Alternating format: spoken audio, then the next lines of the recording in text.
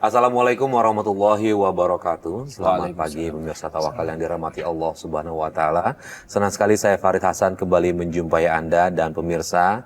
Di video awal tadi adalah cuplikan salah satu kisah yang menimpa narasumber kami, dan alhamdulillah narasumber kami sudah ada di studio. Assalamualaikum Mas Dendi. Waalaikumsalam. Ya, terima kasih Mas Dendi sudah mau hadir di Tawakal. Dan pemirsa, selain Mas Dendi juga sudah bersama kami Bapak Ustadz Muhammad Nur Hayat. Assalamualaikum Pak Ustadz. Waalaikumsalam warahmatullahi wabarakatuh. Bagaimana? Apa kabar? Alhamdulillah baik. Sehat ya? Sehat Ustadz. Alhamdulillah. Syukur Alamin. Semoga pemirsa di seluruh tanah air juga diberikan sehat walafiat, panjang umur, berkah hidupnya. Amin ya rabbal Amin alamin. ya rabbal alamin. Baik, langsung aja kita tanya ke Mas Dendi. Mas Ya. Dendi, boleh diceritakan apa penyebab dari kejadian video tadi kita awal? Itu masalah pribadi saya, Mas. Kisah saya sama orang tua saya, Oke. terutama sama ayah saya. Jadi sampai sekarang pun saya masih trauma, Mas, sama ayah saya. Oke, memang kenapa dengan ayahnya Mas Dendi? Ayah saya itu keras banget. Dia kasar. Bahkan dia sering mukul saya, Mas. Jadi keras secara emosional dan juga dia ringan tangan Iya, begitu. ringan tangan juga, verbal juga. Oke. Kira-kira kerasnya itu lebih ke arah tegas atau keras yang emosional yang tanpa ada pikiran jernih gitu dia melakukan itu? Ya seperti membabi buta aja. Jadi hal-hal yang kecil jadi dibesar-besarkan. Kayak misalkan saya waktu kecil kan sering keluar, tapi dia selalu ngekang gitu. Setiap saya keluar, saya pergi sama teman, pulangnya saya dipukul atau ditampar atau dimarah-marahin. Bahkan lebih parahnya lagi, saya pernah sampai saya disiram air panas, Mas. Dendi,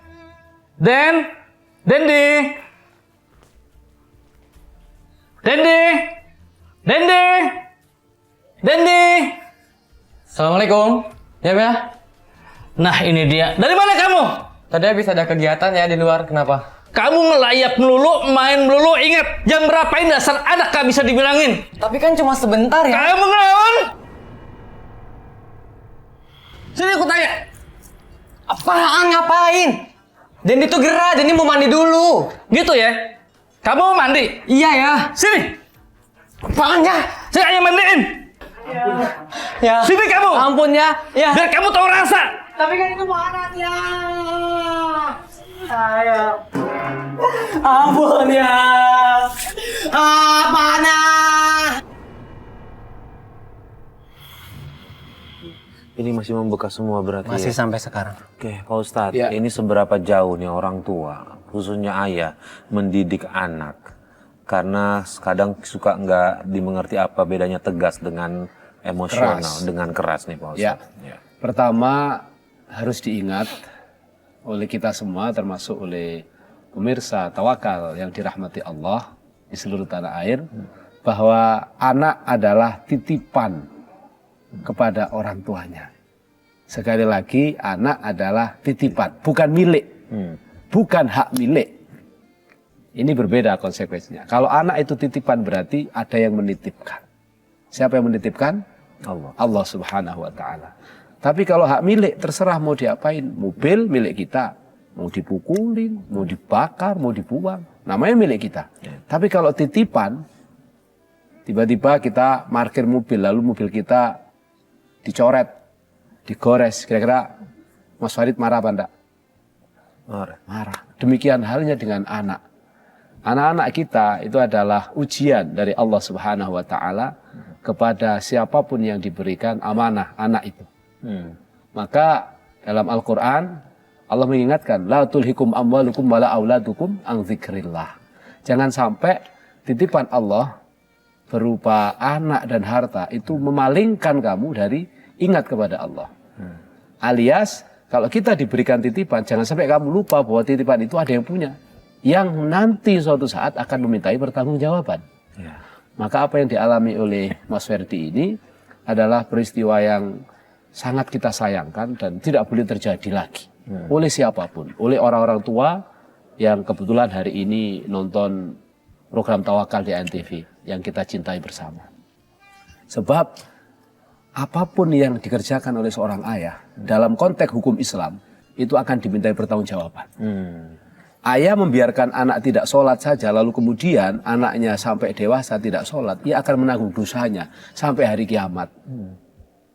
Apalagi ayah sudah tidak ngajari yang baik, tidak ngajari baca Quran, tidak ngajari sholat, tapi melakukan penzoliman, memukul, melakukan kekerasan di luar batas dalam konteks pendidikan. Memang Islam boleh memukul anak, tetapi pukulannya tidak boleh menyakiti. Pukulan untuk tarbiyah, untuk pendidikan. Jadi ibarat mukul itu ya, tidak sakit, tapi anak jadi tahu bahwa itu tidak boleh. Ketika memang tidak bisa dinasehati. Maka cara terbaik mendidik anak adalah dinasehati. Kalau dinasehati sudah bisa, tidak usah dipukul. Tapi kalau dinasehati tidak bisa, boleh dipukul. Nah ini ada dalam teladannya Rasulullah. Muru auladakum bis sholat fi as-sab'i. Perintahkanlah anakmu untuk mengerjakan sholat di umur 7 tahun. Wadribuhum fil asri. Pukullah mereka ketika umur 10 tahun tidak mau sholat. Mukul di situ maksudnya adalah kita pukul dengan pendidikan. Dengan tujuan agar mereka mau sholat. Bukan mukul untuk menyakiti. Nah yang dialami oleh Mas Ferdi sampai disiram air panas. Sampai psikisnya sekarang masih belum berubah gara-gara terlalu sering diintimidasi. Ini bukan lagi pendidikan, tapi ini adalah penzaliman. Yang ini pasti ketika terus-menerus dilakukan oleh seorang ayah, ini akan menjadi dosa besar. Karena dosa kecil yang ditumpuk-tumpuk akan menjadi dosa besar. Jadi jangan dianggap dosa kecil yang berterus-menerus dilakukan itu menjadi hilang begitu saja. Tapi akan menjadi dosa besar dan pelakunya disebut sebagai orang-orang yang fasik. Mas Dendi sempat atau pernah nanya nggak ke ayah, kenapa kok ayah melakukan ini ke saya terus? Pernah, Mas. Apa jawabnya? Tapi setiap saya tanya, pasti ayah saya itu malah makin marah. Sangat marah. Mas berapa bersaudara? Saya 3, Mas. 3 bersaudara. 3 bersaudara. Mas yang paling kecil atau nomor berapa? Saya anak yang paling kecil. Oke, nah kalau sikap ayah Mas sama saudaranya gimana? Kalau sama kakak-kakak saya, sama saudara saya itu ya biasa aja. Dia sama sekali nggak pernah mukul. Marah aja nggak pernah, ngebentak aja nggak pernah. Nah itu yang saya bingungin sampai sekarang. Saya sempat punya pertanyaan sampai sekarang. Apa benar pertanyaan saya ini yang ada di pikiran saya apa benar gitu? Apa? Ya saya ngerasa apa saya bukan anak ayah saya gitu. Nah, Mas Dendi sendiri udah sempat nanya belum ke ayah dengan perasaan yang Mas Dendi rasakan nih? Kan Mas Dendi merasa sepertinya saya bukan anak kandung begitu ya. Pernah nanya itu juga ke ayah soal itu? Iya, saya pernah nanya itu. Lalu jawabnya? Dia nggak jawab, tapi dia hanya marah dan marah, ngebentak, marah, selalu begitu. Baik, Pak Ustadz, ini bukannya Pak Ustadz, hingga Mas Dendi ini merasa karena dia terus diintimidasi, disakiti, dia merasa bukan anaknya. Ya. Sampai segitunya nih Pak Ustadz. Jadi yang pertama memang ada kesalahan besar dari orang tuanya. Karena pengakuan Mas Dendi tadi kan, kakaknya kan dia nomor 2 ya. Anak nomor berapa? Nomor 3. Anak nomor 3. Kakaknya dua-duanya nggak pernah disakiti. Nggak pernah diberikan kekerasan oleh orang tuanya. Tapi hanya beliau. Kan gitu Mas Farid ya? Nah ini kan berarti sudah ada diskriminasi. Jadi ketika ini terus-menerus dilakukan oleh seorang ayah, wajar psikologi seorang anak pasti mempertanyakan, kok hanya saya yang disakiti? Ada apa dengan saya? Apakah saya bukan anaknya bapak? Orang tua yang bijaksana pasti harus menjelaskan, enggak, kamu anak saya kok. Kamu saya pukul karena kamu salah A, B, C, D, E, F, G. Sehingga saya harus menasihati kamu. Meskipun seharusnya ketika menasihati tidak harus langsung mukul. Tapi dipanggil, diajak ngobrol. Karena secara psikologis, orang tua yang mendidik anak dengan cara kekerasan itu akan meresonansi pada psikologi anak ketika dia besar. Dan ada peluang untuk mengulang anaknya. Anak pasti akan mengulang. Karena yang paling cepat ditangkap oleh anak adalah perilaku. Yang paling cepat ditangkap oleh seorang anak adalah contoh. Maka kalau kita memberikan contoh yang baik, anak akan menjadi baik. Tapi kalau contoh yang kita berikan itu buruk, pasti anak akan menjadi tidak baik alias kurang ajar. Nah, dalam konteks Mas Dendi ini, ketika dia merasa apakah saya bukan anaknya ayah saya atau orang tua saya, sangat wajar perasaan itu. Apalagi tidak dijawab. Tetapi Islam tetap mengajarkan hubungan seorang anak dengan orang tua itu adalah hubungan yang sangat sakral. Sebejat apapun seorang orang tua, serusak apapun seorang orang tua, tetap dia adalah orang tua kita. Ketika dia memang orang tua yang melahirkan kita, ayah yang dari proses hubungan suami istri, ayah dan ibu melahirkan kita. Hanya saja memang kita harus terus-menerus untuk memperbaiki. Dan sekarang saya kira Mas Dendi bisa melakukan itu karena sudah dewasa. Sekarang masih dipukul atau enggak? Ya justru itu. Sekarang tuh jadi berlanjut gitu sampai saya besar. Sampai saya besar itu kekerasan ayah saya itu berlanjut. Sampai suatu saat ayah saya marahi saya, dia pukul saya. Ya karena saya juga sudah besar, saya juga punya logika sendiri. Saya lawan ayah saya. Ya. Saya balas pukul.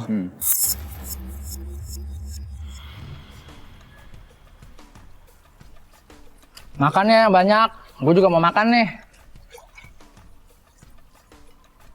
Ayo makan biar cepet gede.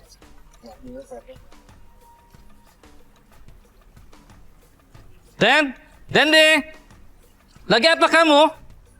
Makan ya. Makan bisanya cuma makan kamu. Ayah nih ngapain sih? Kerjaannya marah mulu. Salah aku apa? Jangan banyak bicara kamu. Sebenarnya aku nih anak kandung ayah bukan sih? Kamu bicara berani ya, kurang ajar kamu. Kurang ajar. Aduh. Aku capek dikasarin terus. Kurang ajar kamu berani mukul ayah ya. Aku capek dimarahin terus. Aku ayah. Anak gak tahu diri kamu ya.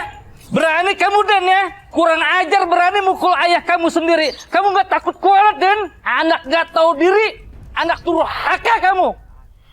Ya saat itu saya menyesal juga. Terus apakah saya salah gitu memukul ayah saya yang sudah istilahnya jolim sama saya gitu. Ya. Jadi ketika Mas Dendi memukul orang tua, tetap itu hukumnya tidak diperbolehkan. Karena orang tua sekali lagi tetap orang tua. Ya. Ketika orang tua memukul, lebih baik kita hindari, kita pergi. Ya. Kalau kemudian kita tetap dikejar, dipukul, kita tangkis saja. Saya kira itu akhlak yang lebih baik. Karena ketika Mas Dendi dipukul, Mas Dendi dizolimi, disitulah sebenarnya peluang pahala Mas Dendi, ujiannya Mas Dendi. Karena berurusan sama orang tua ini Mas Farid kan agak susah-susah gampang. Ya, susah karena tidak bisa dilawan orang tua. Gampang karena dengan ketaatan, dengan penghormatan kepada orang tua, sekecil apapun itu berpahala luar biasa. Tapi kasusnya berbeda ketika orang tuanya zalim kayak orang tuanya Mas Dendi ini. Maka saya kira akan lebih baik kalau Mas Dendi menghindar ketika orang tua itu tidak bisa berubah. Ajak ngobrol dulu, Bapak, apa salah saya kok? Saya sampai sekarang, mulai dari kecil, saya ingat Bapak selalu mendiskriminasi saya. Kalau Bapak memang nggak berkenan dengan saya, oke. Saya tetap mendoakan Bapak semoga sehat, bahagia dengan Mama. Saya akan pergi dari rumah ini. Saya juga mohon doanya semoga saya diberikan kemudahan di luar sana. Just it. Kalau ada rezeki, kirim dong rezeki. Kalau nggak ada rezeki, tetap kita doakan. Bagaimana doanya? Ya Allah, bukalah hatinya orang tua saya. Semoga tidak lagi berbuat kasar, berbuat zalim, dan berbuat ingkar kepada saya. Ya Allah, bukalah hatinya orang tua saya agar senantiasa berada dalam bimbingan dan rahmat-Mu. Karena orang-orang yang mendapat rahmat dan bimbingan Allah, pasti orang itu tidak akan bersifat kasar. Karena Allah itu latif, maha lembut.